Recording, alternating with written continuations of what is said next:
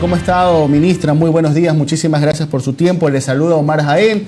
Don Jimmy está con una gripe, así que está de retirado. Usted ya sabe que la edad coge, ¿no? Ya le da pasa factura. Estamos aquí con Alondra Santiago. Muchísimas gracias, ministra, por atender a nuestro llamado. Y la invitamos por varios temas, pero creo que el principal y con el que debemos arrancar es cómo avanza este plan de retorno a las clases presenciales en medio de una pandemia.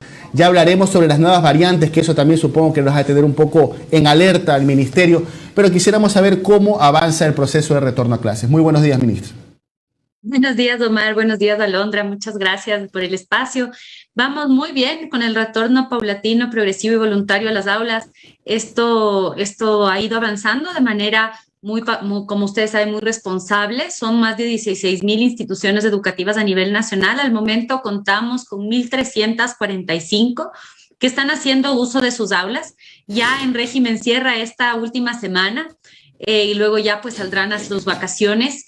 Esto ha beneficiado a 61,488 estudiantes y seguiremos avanzando. Nosotros habíamos avisado y notificado en el reporte del COE los 2 casos que identificamos de estudiantes que habían sido contagiados de COVID-19 fuera de la institución educativa. Se establecieron los cercos epidemiológicos y para nosotros es un gran alivio saber que ya hemos podido cerrar los cercos porque no hubo contagio en ninguno de los otros estudiantes o docentes. Los 2 estudiantes están en muy buen estado de salud y todo por ahora va bien. De más de 60,000 estudiantes, 2 que se han contagiado fuera de las aulas, pues indica que el protocolo de bioseguridad está funcionando y pese a estas nuevas variantes y pese a que la pandemia continúa, nos demuestra que cuando cumplimos y acatamos las medidas de bioseguridad, esto puede funcionar bien y es corresponsabilidad de la ciudadanía respetar estas medidas también fuera de la institución educativa, porque como pueden ver, los estudiantes no se contagian en las aulas, se contagian en otros entornos fuera de ellas. Ministra, ¿nos podría dividir esa cifra que usted nos acaba de dar? ¿Cuántos públicos, cuántos privados? De las clases de los que ya pudieron iniciar clases, ¿no? Claro que sí, tenemos de 1,345, 1,162 son rurales, 185 son urbanos, fiscales que ya han retornado a las aulas son 1,200, fiscomisionales son 30 y particulares son 115 para el total que les acababa de mencionar. Ya, ahora, ministra, con respecto a las unidades educativas públicas, la que le corresponde al Estado, ¿se ha garantizado que están en verdaderas condiciones? ¿Cómo encontraron estos establecimientos? Sobre todo en la que es la parte rural, ¿no? ¿Verdad? Que era una preocupación, que algunos no tenían habilitadas las aulas, los baños, que tenían maleza. ¿Cómo está la situación de las instituciones públicas como tal? Como les decía, son 1,200 públicas, es decir, la gran mayoría que han retornado a este uso de las aulas son públicas. El protocolo establece poder identificar si es que cuentan con las condiciones de infraestructura mínimas necesarias para garantizar la seguridad y bioseguridad de los estudiantes. Esto no quiere decir que no pueda mejorar la infraestructura, por supuesto, pero que al menos sí están en condiciones aptas, sobre todo de agua y saneamiento, para poder recibir a los estudiantes y que sean seguras. En el sistema educativo nacional tenemos un enorme desafío en temas de infraestructura y esto es algo que debemos reconocer. Hemos hecho una evaluación de la infraestructura de las instituciones públicas y tan solo 2,136 se encontraban en estado óptimo, en buen estado. De ahí un gran número, que sería la mayoría, son 7,748, estaban en estado regular y han requerido y siguen requiriendo de intervenciones. Hemos activado mingas con la comunidad, hemos activado también brigadas de los conserjes que nos están apoyando en la limpieza, hemos activado una campaña con el sector privado para que apoyen a adoptar escuelas para ayudarnos a ponerlas en el estado necesario para poder recibir a sus estudiantes. En mal estado tenemos 1,953, esto requerirá de una inversión más importante. Estamos iniciando con una inversión de 107 millones en este año para temas de infraestructura, mantenimiento y dotación de los insumos de bioseguridad y servicios de bioseguridad. Y por último, sí tenemos 81, Omar, que están en muy mal estado y que requerirán de una intervención mayor. que pues necesitamos más tiempo para poder hacer esas intervenciones y tomar las medidas necesarias.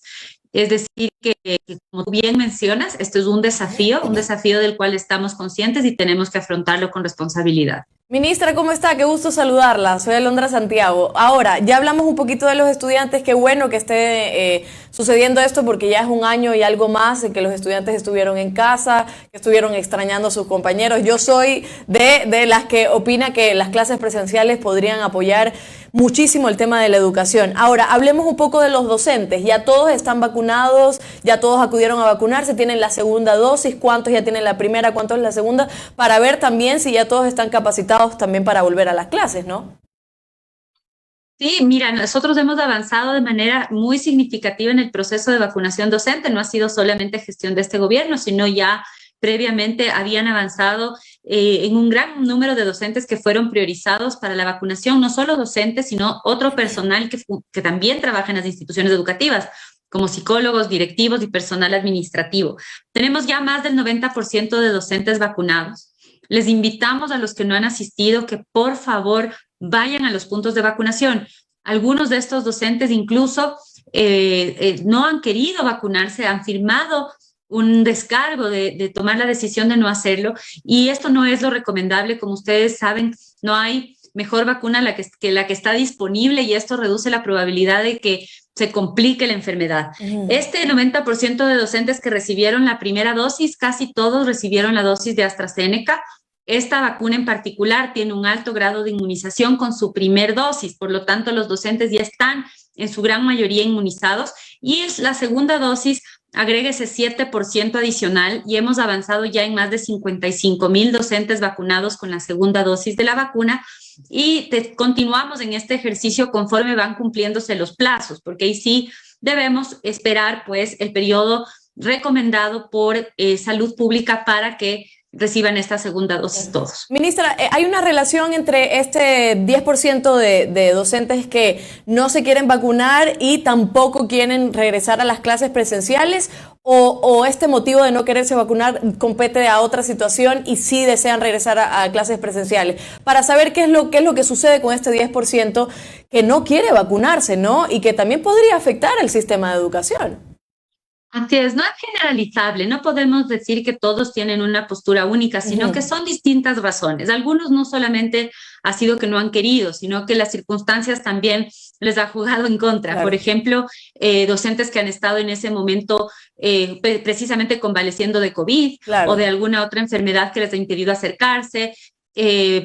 Hay madres embarazadas que tal vez todavía han estado un poco más reticentes a recibir la vacuna, pese a que no hay una contraindicación, pero podría ser. En otros casos, sí son elementos que vienen con la desinformación, y allí el rol de los medios es fundamental. Existen creencias falsas sobre lo que podría suceder con la vacuna, que en algunos casos los docentes han sido víctimas de estos engaños, de la información falsa sobre qué podría suceder. Y bueno, lo que tenemos que hacer es seguir trabajando como sociedad en sensibilizar no solo a estos docentes, sino a muchos otros ciudadanos que a lo mejor todavía están reticentes y tienen miedo a acercarse. Decirles que aquí realmente esto es lo más seguro, es lo mejor para la comunidad, es lo mejor para su salud y para su familia, y que por favor acudan a la vacunación. Claro, ministra, la ministra Garzón, la ministra de Salud, habló en algún momento que los niños incluso de 3 años, los de 12, los niños, los pequeños, ya también podrían vacunarse con la vacuna Sinovac, etcétera, pero todavía no han llegado estas vacunas. ¿Ese plan está en camino? Una vez que lleguen, ya tienen ya el cronograma para que los pequeños también puedan vacunarse. El cronograma, como ustedes saben, está avanzando por prioridad. Esto es muy importante porque en esta estrategia es importante atender primero a las personas que son más susceptibles a complicaciones y que terminan estando en hospitales, utilizando sobre todo las unidades de cuidado intensivo, y es importante descongestionar el sistema de salud. Por eso ha sido prioritario empezar con esta población. Ahora, ustedes saben, estamos terminando esta primera fase y vamos a entrar a la fase de vacunación masiva en este momento, en donde ya iniciaremos las vacunas en la población a partir de los 16 años de manera masiva a nivel nacional. Y una vez que se termine esta segunda fase, podremos ir avanzando hacia vacunación de poblaciones de menor edad. Allí ya comenzarán a vacunarse primero a los jóvenes y conforme vaya avanzando el tiempo a los niños. Esto también va de la mano con los resultados de los estudios, de las investigaciones y de las publicaciones científicas que se van haciendo con relación a estos estudios de cómo afecta o cómo beneficia la vacuna a los distintos rangos etarios. Como ustedes han podido ver, los niños han sido los últimos en estar en estos procesos de prueba y por lo tanto también han sido los últimos en incorporarse a esta lista. Y esto tiene una razón de ser, es porque las complicaciones producto de este virus son menores en los menores de edad, es decir, los niños menores de 16, 17 años tienen menor probabilidad de complicaciones y por lo tanto por eso se inicia con aquellos que tienen una mayor probabilidad de tener complicaciones e incluso fallecer. Ministra, es una realidad lo que estamos viviendo en el planeta. Hay nuevas variantes. Según especialistas, son más agresivas, son más contagiosas. Por ejemplo, ya estamos viendo que en Australia se vuelve al confinamiento. En otros países ya están analizando. Ciudad de México, Israel volvió al cubreboca. ¿Cómo se está preparando Ecuador? ¿Cómo se está preparando el Ministerio de Educación, que ha dado paso a paulatinamente regresar a clases presenciales con el tema de las nuevas variantes de la COVID, tanto para alumnos como para profesores? Sí, es, Omar y Alondra, nosotros somos muy enfáticos en decir que esta medida es una medida de una situación en donde todavía vivimos una emergencia sanitaria. La pandemia continúa, las variantes y las complicaciones todavía existen y esto va a seguir sucediendo por un periodo prolongado. Por eso no hablamos en ningún momento de retornos masivos. Continuaremos con estos ejercicios de usos progresivos de las instalaciones en aforos reducidos. No importa cuál sea la variable. La variante de la pandemia. Si es que uno adopta las medidas de bioseguridad necesarias, el distanciamiento social, la ventilación, el uso correcto de la mascarilla, el lavado constante de las manos, todos estos elementos impiden el contagio de cualquier variante. No estamos planteando en este momento de ninguna manera un retorno a las aulas que sea generalizado o masivo, sino que tiene que seguir siendo este ejercicio paulatino con evaluaciones periódicas y constantes en cada parroquia para poder tomar las medidas específicas para cada situación conforme va avanzando esta emergencia. Y siempre hacer un llamado a la ciudadanía a que corresponsablemente en los espacios en donde interactúan con el resto de la sociedad, incluso si ya están vacunados, mantengan las medidas de bioseguridad, porque estar vacunado no quiere decir que no se contagien y no puedan ser vectores de contagio hacia otros. Quiere decir que ustedes no van a complicarse, quiere decir que probablemente esto no, inclusive a lo mejor no sientan que tienen unos efectos muy fuertes, pero esto igual implica que tenemos que mantener estas medidas de bioseguridad. En los países que estamos viendo que hay recaídas, desde donde se han relajado mucho estas medidas de bioseguridad, se han quitado los tapabocas y por supuesto esto hace que incremente el número de contagios pese a un alto porcentaje de vacunación. No podemos relajar las medidas de bioseguridad. Tengo algunas preguntas más, gracias por su tiempo también, porque este tema es muy importante, sobre todo la educación en el país, y a eso voy. Tuvimos un año y un poco más donde los niños estuvieron en casa, donde estuvieron con las clases online, donde hubo tal vez, usted me lo podrá confirmar, ciertas deficiencias también en este proceso educativo, porque sabemos que las clases presenciales no son las mismas que online, también por todas las distracciones, también por el tema del internet. Hay personas que no tienen y no tuvieron acceso. ¿Cómo van a hacer para nivelar? Porque considero que puede haber un desnivel, por ejemplo, entre las clases de colegios privados a las clases de los colegios fiscales. ¿Cómo van a nivelar todo este año perdido? ¿Cómo van a ser de intensas las clases? ¿Cómo van los niños a saber que no han perdido un año, sino que con un poco más de clases tal vez pueden nivelar el año que están cursando? ¿Qué van a hacer? ¿Cuál es este proceso tan necesario para que no se queden atrasados? Porque esto sabemos que las consecuencias podrían ser muy desagradables para el futuro, ¿no?, profesional de estos niños. Sí, Alondra, es un elemento que hemos considerado en la toma de decisiones de este retorno progresivo. No hemos hecho solamente un análisis de la salud pública o del bienestar general de los estudiantes basado en el aspecto pedagógico o en el aspecto del COVID, sino también de otros elementos que contribuyen o que, más bien dicho, inciden en su bienestar integral. El estar confinados, pues ya sabemos que ha incrementado los índices de violencia intrafamiliar, incrementa a nivel mundial los índices de ansiedad y depresión, sobre todo en jóvenes, en los más grandes, donde el confinamiento también cobra tiene este efecto en la parte psicológica y psicosocial del desarrollo de cada una de las personas. También sabemos que tenemos un mayor índice de abandono escolar, es decir, estudiantes que han dejado de tener contacto con sus docentes y en esta educación a distancia ya no están vinculados al sistema educativo, han dejado de tener este proceso, incluso si es que es virtual. Sabemos que la conectividad además es baja a nivel nacional todavía, pese a que se está trabajando en incrementarlo, esto ya ha tenido una repercusión. Por lo tanto, las medidas son las siguientes. Primero y principalmente, tener un diagnóstico claro. Para poder tener este diagnóstico, estamos estableciendo los puntos de encuentro. En estos espacios vamos a poder hacer un censo de la situación de los estudiantes para saber su estado general, su situación general a nivel psicosocial, a nivel de salud y a nivel también pedagógico, para comprender mejor cuál es el grado de deserción que hay en el país, es decir, el grado de exclusión educativa, y también comprender el grado de nivelación que se requerirá, que es una nivelación que no se podrá hacer en un ejercicio de 1 o 2 meses. Va a ser un ejercicio de nivelación que posiblemente dure algunos años, en esto que el secretario general de las Naciones Unidas ha dicho que podría ser una crisis generacional, este afectado invisible de la pandemia que es la educación. También luego iniciaremos los programas de nivelación ya específicos para los estudiantes que tengan mayor grado de rezago, partiendo de la base de programas que ya estaban previamente establecidos, como era ya la nivelación educativa que se implementaba previo a la pandemia en modalidades híbridas, en donde tendremos componentes de presencialidad, pero también componentes de trabajo autónomo. También instalaremos en cada una de las parroquias del país en unas instituciones educativas que se constituyan en un referente, serán las escuelas del encuentro.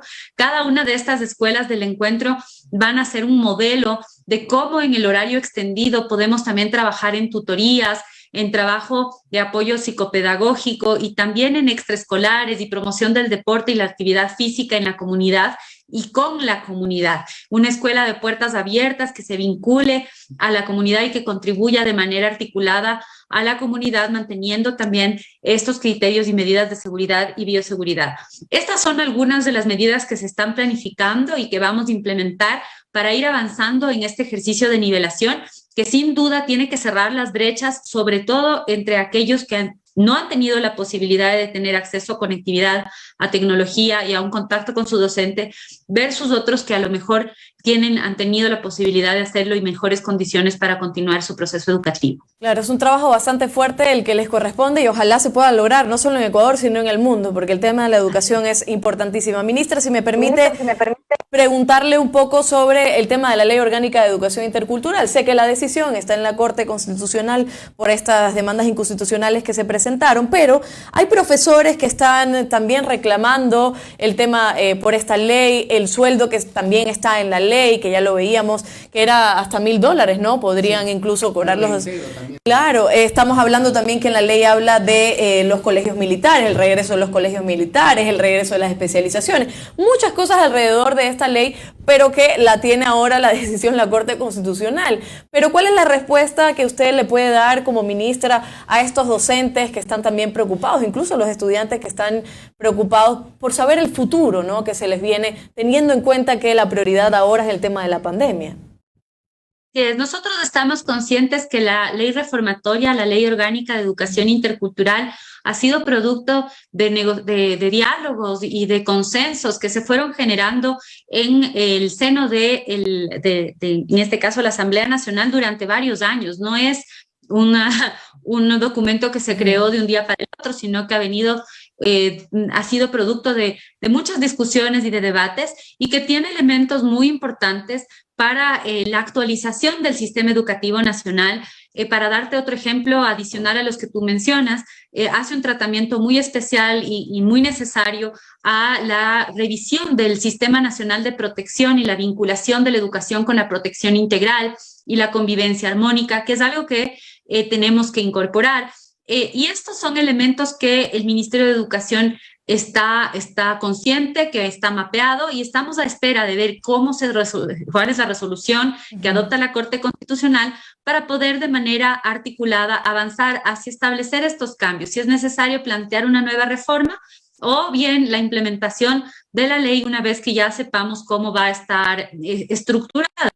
Sobre el tema docente, es uno de los ejes fundamentales del ministerio. El cuarto eje de trabajo es fuerte y tiene que ver con la revalorización, la dignificación de la carrera profesional, y vamos a trabajar en la reforma del escalafón, que es un elemento necesario independientemente de lo que suceda con la ley. Sabemos y estamos conscientes de que esto es una deuda que tenemos que ya revisar, actualizar este escalafón, pensando en la carrera profesional docente, pensando en cuál es el plan de vida de cada uno de los docentes, promoviendo también procesos de formación que contribuyan a alcanzar ese plan de vida, no solamente vinculado a los incentivos salariales, sino también a los incentivos personales de alcanzar estas metas de desarrollo profesional individual.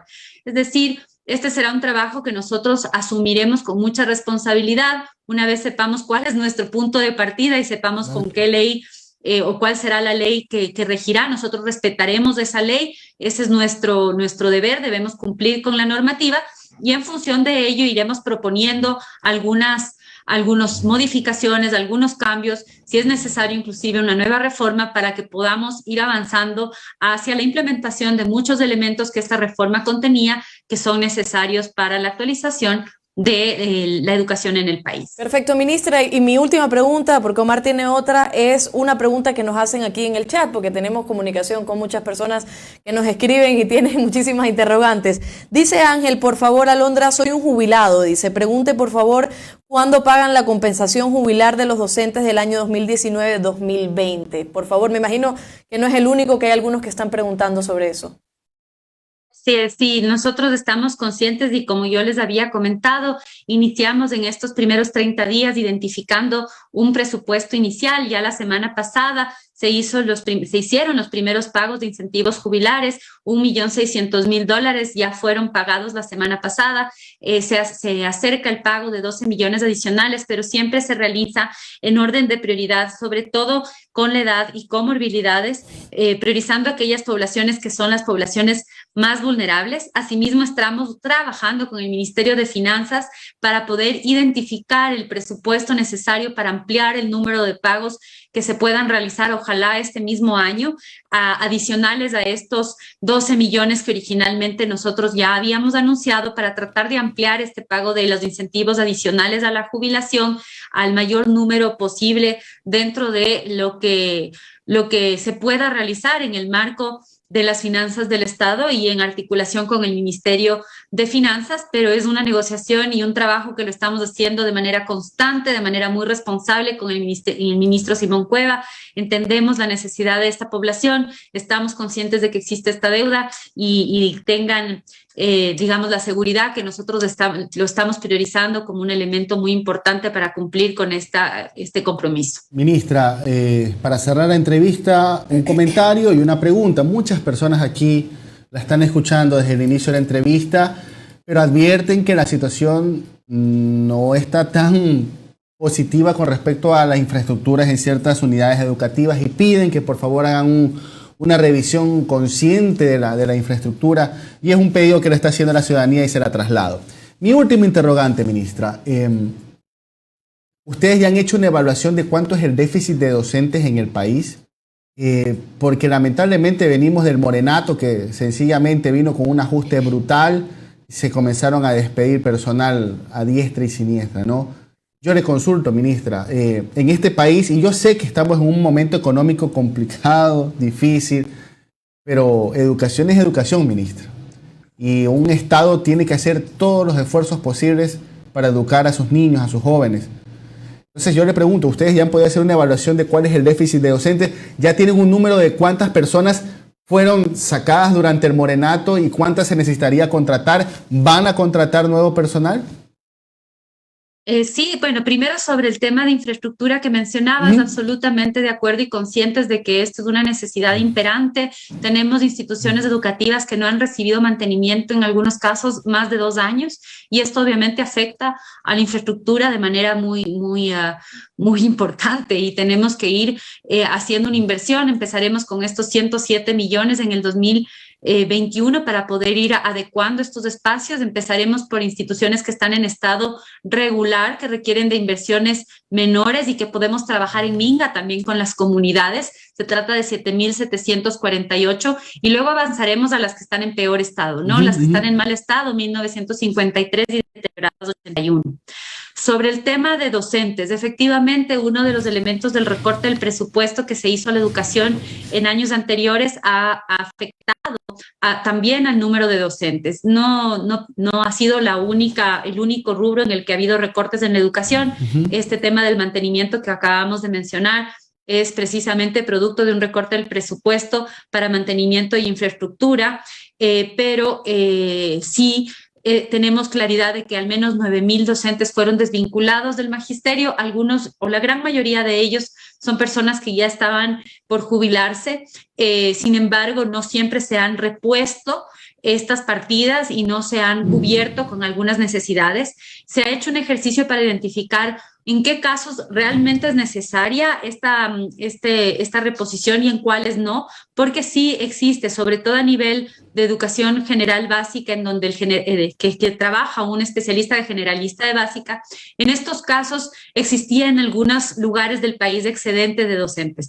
Pero hay casos muy graves en donde sobre todo docentes de educación de bachillerato técnico no han sido repuestos y en esto estamos trabajando precisamente para, con contratos y nuevos concursos, poder cubrir con estos déficits y reponer aquellos docentes que son irreemplazables, porque no son o son docentes de educación general básica generalista, no puede asumir el rol de un docente de un bachillerato técnico industrial.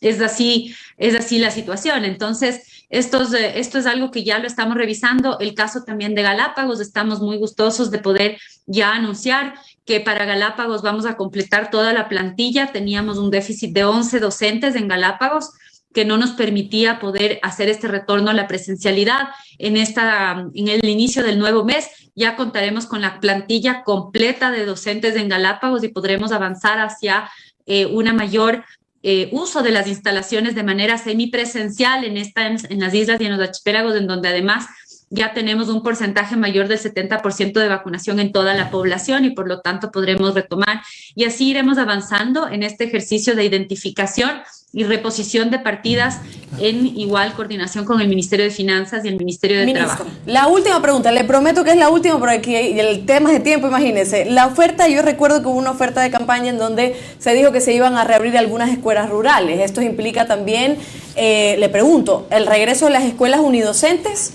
¿Cuántas escuelas tal vez se van a abrir o todavía no se puede por temas económicos del país? Sí, bueno, las escuelas unidocentes nunca han dejado de existir. Son aproximadamente el 40% de las escuelas a nivel nacional. Es decir, es una realidad de una gran parte de la comunidad y la ciudadanía. Las instituciones unidocentes, generalmente, para los que nos están escuchando, son escuelas rurales en espacios de alta dispersión geográfica en donde un docente atiende a niños de distintos grados en un solo grupo, es decir, una modalidad multigrado. Esto no quiere decir que tenga que ser de mala calidad. Existen escuelas unidocentes y multigrado en el mundo que pueden funcionar muy bien y nosotros lo que vamos a hacer es expedir en estos 100 primeros días de gobierno un modelo pedagógico y de gestión para las escuelas unidocentes y bidocentes multigrado que mejore la calidad del servicio educativo y que simplifique el rol de los docentes que tienen a cargo esta tarea, que es una tarea muy interesante y fundamental para el país. En las reaperturas hemos ofrecido y vamos a cumplir con reabrir 900 instituciones educativas a lo largo de los próximos 4 años. Iniciaremos este año con la reapertura de 100 instituciones educativas. Ya tenemos identificado el presupuesto para 50 con el presupuesto fiscal y ya tenemos confirmado presupuesto para otras 50 con apoyo del sector privado. El sector privado también nos está apoyando en este ejercicio y poco a poco iremos anunciando con cuáles vamos a empezar. esto también es un proceso que toma un tiempito porque tenemos que contratar las adecuaciones de las instalaciones, hacer el ejercicio de reasignación o contratación del docente que se requiere para cada uno de estos espacios y poder luego hacer la asignación de estudiantes y poder ir también retornando al uso progresivo de las aulas. Perfecto, ministra. Le agradecemos por todo su tiempo, por toda la paciencia para contestar las preguntas de nosotros y también de las personas que han observado en redes sociales este programa. Muchísimas gracias esta entrevista. Muchísimas gracias, ministra, por su tiempo. Le esperamos una nueva ocasión cuando ya vaya avanzando el plan. Muchas gracias, un gusto y feliz día. Gracias. Gracias.